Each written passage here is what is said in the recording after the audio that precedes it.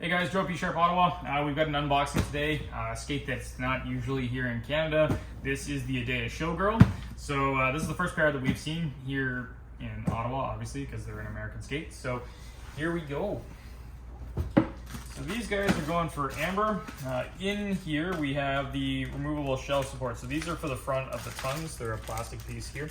You lace them against the tongue so you get a little bit more support in these skates, because as they say, the Showgirl, they're built for doing shows, so they're built for lasting a long time. So here they are. So they're beige. The big claim to fame for these guys is their red awesome soles with all the gems that are in them. So they are a lower cut skate.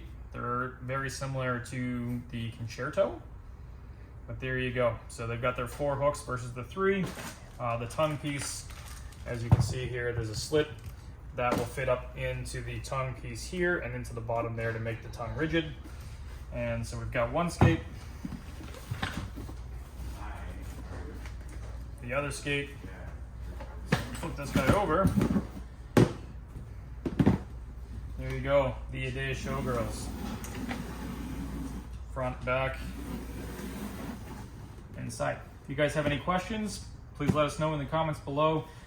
Please like and follow, and we'll see you in the next one. Bye.